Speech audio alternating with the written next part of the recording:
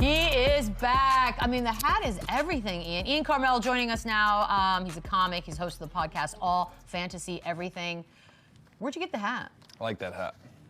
This is a hat made by a company in Portland called Trailblazers, who make Portland Trailblazer related merch. Ball don't lie. I like it. Can't see your head. Shout out it's to awesome. Rasheed Wallace. Yeah. The ball didn't lie last night either. It was beautiful. Well, here we go. You know what? We'll get to all things. I just love that you are our resident Blazers super fan. But you were at the game last night at the INTUIT Dome. I'm so obsessed with this place. I will finally get to see it on Monday. Tell me about the building. It was awesome to be at the most important win involving a team from Los Angeles last night. The Trailblazers overcoming the Clippers. Clearly. It was beautiful. The hater in me wanted to go in there and pick it apart, but the INTUIT Dome, once you get past how terrible the app that they make you download to get in there is absolutely beautiful. The app is terrible and froze like 6 times, and I had to uninstall it and reinstall it, and it's like harvesting all of your information. Like, it wants to know what your face looks like, how often you're cheering, when you get up to use the bathroom. Like, I think the app knows if I have pre-diabetes just based on how many times I peed last night. I can't go there. Ozempic. I can't go there. Wait, can I ask a question though? Because I'm gonna get caught red-handed. yeah, you're not. Absolutely. But Ballmer was real big on sort of like making sure certain sections, specifically the wall, doesn't have opponent fans. Like, how do they deal with you? How do they police that? Yeah, where do you have to sit in a specific section because you're rooting for the other team? Can you sneak They into made that me wall? watch. They made me watch from the bathroom. I was seated in one of the 1,600 bathrooms in the INTUIT Dome with the other Blazer fans cheering. The other Blazer fans are all sitting in there. What gets me is the noise thing. How they reward the loudest fan. It's a lot. Tickets to next, but they're also said, but we're not listening to your conversations. I don't know how do those both work. I don't think they do. I think they're lying about not listening to your conversation. We're going They're lying about something. They're either not measuring the noise or they're listening to it. No, this is straight up grid. I saw Joe Cronin sitting in the audience last night too, so they definitely know what the Blazers' draft strategy is going into the next season. I think the Clippers and the Blazers might be drafting around the same spot. Yeah, what is that so draft that's bad. strategy? Who are we gonna take the #1 pick? Yeah, I think we know. It's I hope Cooper Flagg is available is the draft strategy. I think. Ian, they're now 2-3, and before the season, you tweeted that the Blazers would go 20-62. Brilliant, I like this that. season. Are we still locked into that record? What do we think? We Better or only got worse? 17 more to go to make me look like Nostradamus. It's an exciting time. We're 18. What do we know? We're 2-3. 18. Yeah, there we go. Listen, I would like us to go 20-62. I think it would be good to get another good draft pick, but the team might be too talented. Sterling Scoot Henderson is playing much better. His real name, Sterling Henderson, might be even cooler than Scoot Henderson, by the way. He sounds like a law firm. I didn't know that. Yeah. I think he should go by Sterling. I do too. Maybe when he's 30, he starts going by Sterling Henderson. That's what it is. And When he's jumps up mature. yet another level. Yeah. Scoot. I'm feeling good. Scoot has been playing really well. Danny's good on defense. The Blazers won last night, even though Jeremy Grant, arguably our best player, didn't have his best game. That's what's weird about the NBA right now, right? That even these like lottery teams are full of actual NBA players, except for the Washington Wizards. Wow. Like, Somebody's gonna get hit. So obviously you're optimistic about it still. You still are finding ways to have joy watching this game. Even though they haven't had a winning season since 2021 season. You still obviously have fun with it. You still see the potential.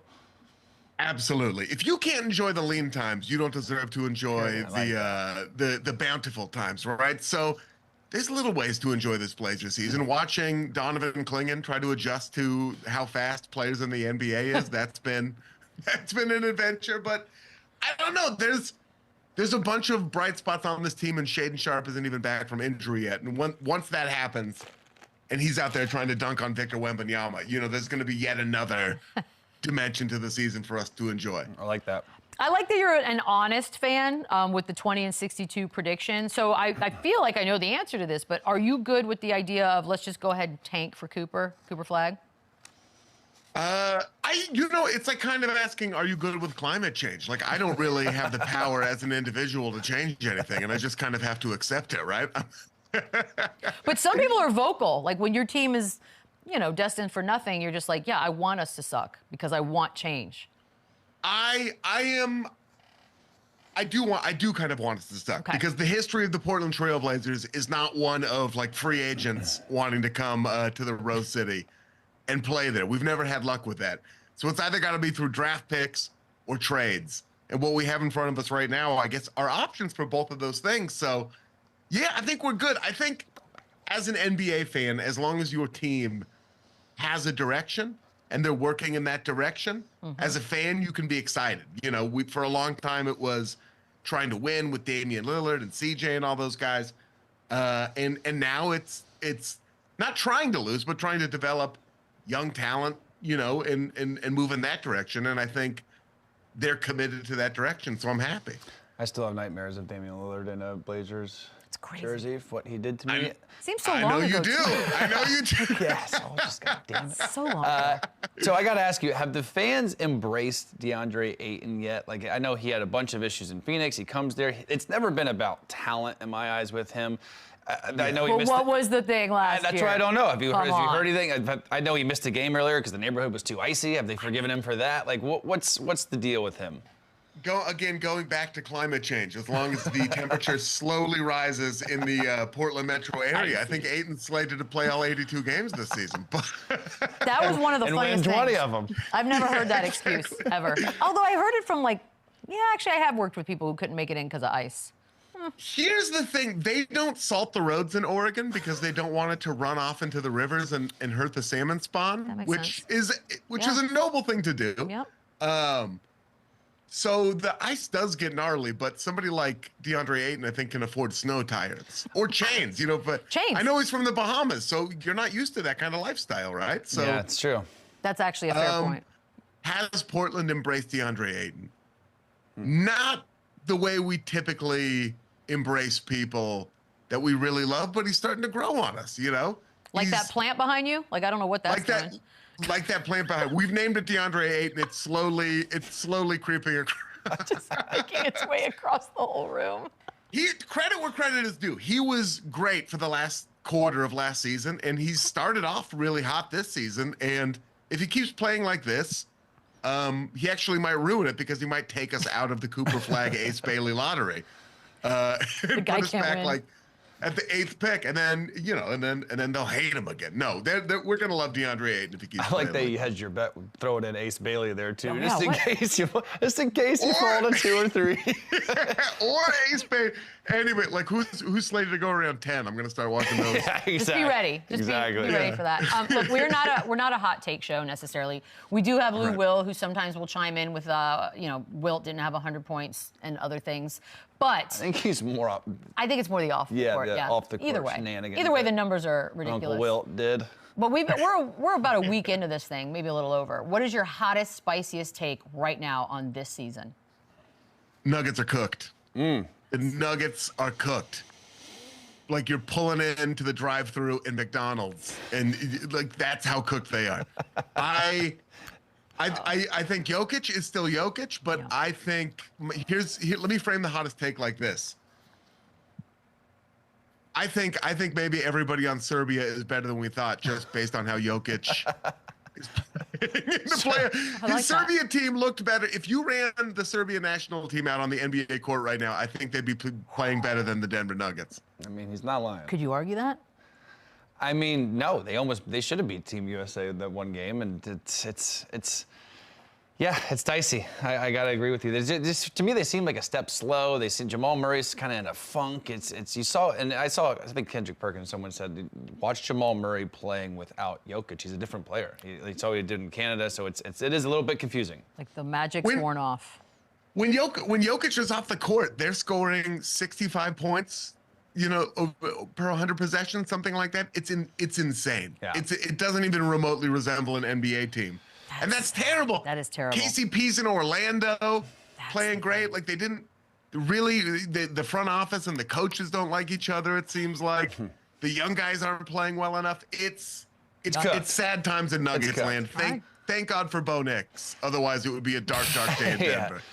Shout out Sean Payton. Also, speaking of insane, the Dwyane Wade statue. I gotta ask you. Me and Beadle literally took Play-Doh with Q-tips and damn near we were neck and neck with which one was better. Actually, you could argue that ours were better. Actually. What's your take on that? Because I see D. Wade had creative, you know, he was involved. So I just don't get this. I think the best way you can spin the statue for Dwyane Wade is it is a testament to how nice of a guy he is. Oh, that's true. Because if he went to visit the sculptors at the workshop, they showed him that, and he was like, great, good job. That's Ian, it looks like Antoine Walker. You're doing it. It's crazy. I tweeted this already, but it got me in trouble with some Heat fans. I believe it earnestly looks more like Joe Cronin, Trailblazers GM, who refused to trade them Damian Lillard, than it does Dwyane Wade. I feel like somebody from Rip City infiltrated that workshop and pulled the ultimate prank. I like the idea that he's so nice that he just sort of was like, you guys are really getting it done. Yeah. I love it. That's a good point. He's such a supportive, loving dad that I think he carried that energy into the sculpting workshop. He's a better man than me. And then, absolutely, I would have chopped that. I would have snuck in there with a samurai sword and chopped the head off the clay model they were making. Just tweak it a little, like, and also the video or the pictures that we've seen is him going in there before it's been bronzed.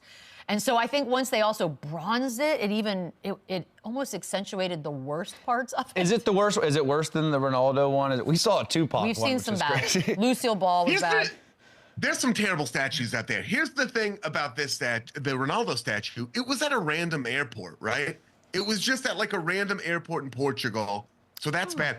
This is in front of where the Heat play. This is top notch. This is supposed to be the best of the best. This is. But are we not? I thought they were. I've heard rumors that like they're gonna redo it.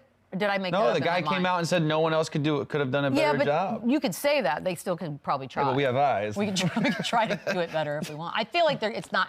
This thing isn't lasting forever, is what I'm trying to say. We need to send a bunch of college freshmen down there who are used to tearing down statues and get them to deal with the Dwyane Wade one, like they did with Abraham Lincoln or Unleash the frat boys. Yeah. On the Listen, SAEs are coming in hot. In Olive Branch from Portland to Miami, we have a lot of people in Portland who are used to tearing down statues. Yeah. We did it for like 3 years straight in 2020. We will send them in a bus to Miami to tear down the Dwyane Wade statue for you. Oh. Just send them back with some Cubanos and some of that really good coffee. What a bus ride that would be. Your podcast is all fantasy, everything. You and your co-host, you guys draft basically anything and everything. It's in the title. Last year, we asked you to draft things not to do at an NBA game. This time, worst sports statue of all time. You can't do Dwyane Wade. It's too fresh. And as a reminder, there is a Heisman Trophy that AI has. Yeah. Like that's.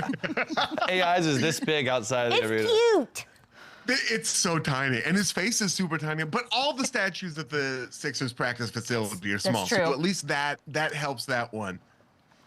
If I can go a pick from the heart, I have to pick, even though it's awesome on balance, but Shaquille O'Neal at Crypto Staples Center, the Lakers arena that doesn't have the Clippers at it. Him dunking kills me because it reminds me of the Western Conference Finals in 2001, the Kobe Shaq alley-oop. Yeah, that's a fair one. I think it was Shaq throwing to Kobe. Oh so yeah, so for you, it's personal. It's not. It brings up very direct trauma that I've yet to work through in years and years of therapy. But as far as like visuals go, I mean, it's hard to beat that Ronaldo one. That one's really bad. Let me say this about the Dwyane Wade one. When I was on the Late Late Show, we pulled a prank on David Beckham at the LA Galaxy arena where we intentionally made like a terrible looking statue. He was so nice throughout that whole thing too. He could not have been nicer throughout it. And that statue that we made on purpose to look bad was only a little bit worse than the Dwyane Wade statue. Where does that go, by the way? Like when you're done with a prank like that, where's that? Do you destroy it? Where is it?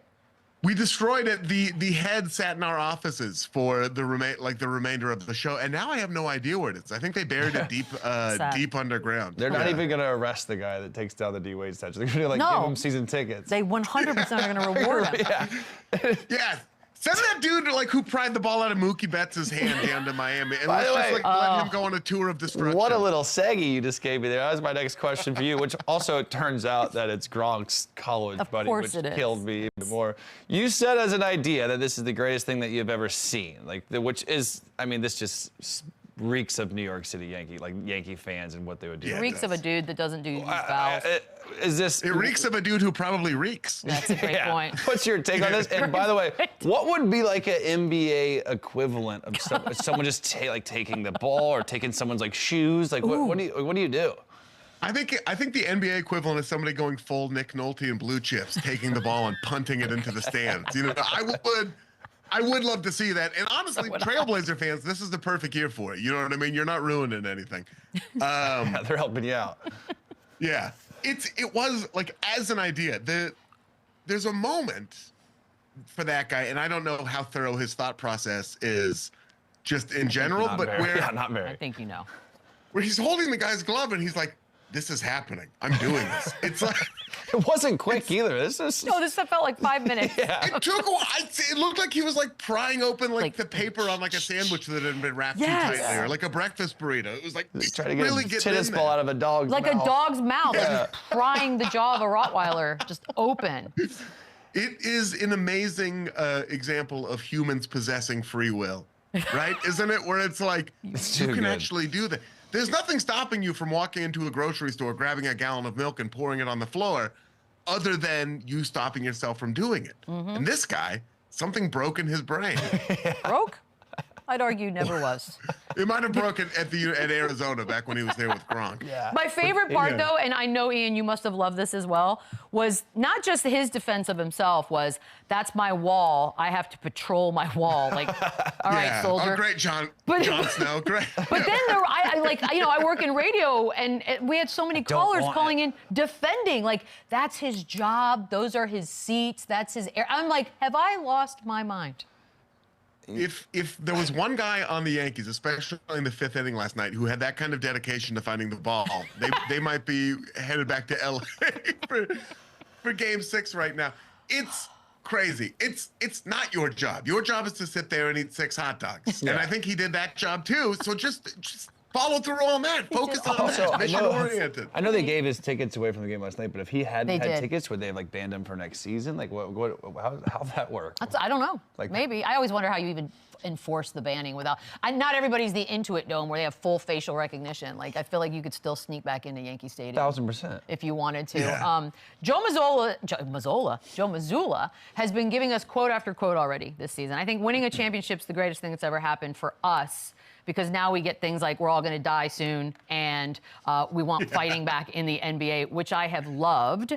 Let's just say right now, currently, as they all stand, the teams, 30 of them, have a battle royale. Who comes out on top? Oh.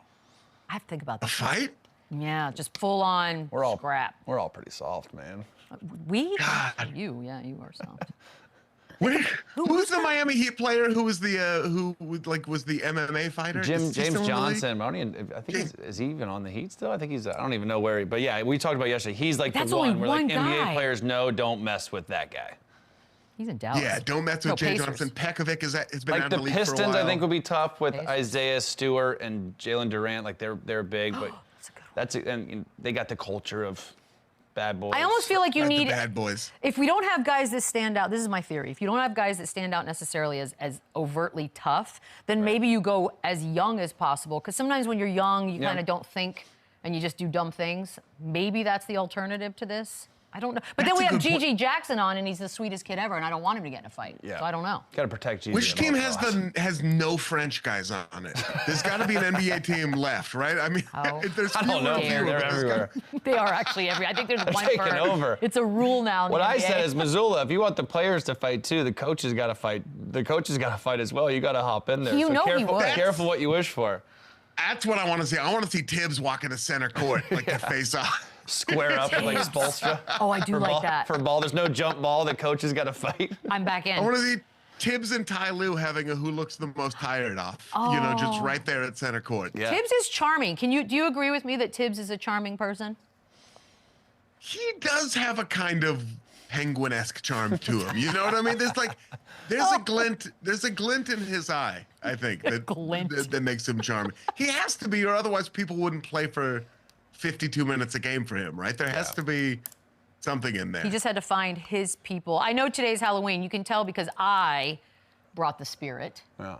Someone did did not. What do you and it's big here in LA. Do you celebrate? You dress up? What's the plan? Are you already dressed up? Like, how's this work? Oh no, this is what I was wearing last night. I haven't gone to bed yet. I've been celebrating. I've been celebrating the Blazers win for 12 straight hours.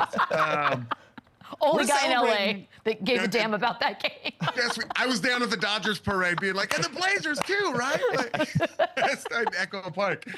We're participating. I got shout out to Costco. Hell yeah. Full-size candy bars this year. I'm the full-size candy bar house. Nice. Come find me in Atwater Village. Yeah. I'm so stoked.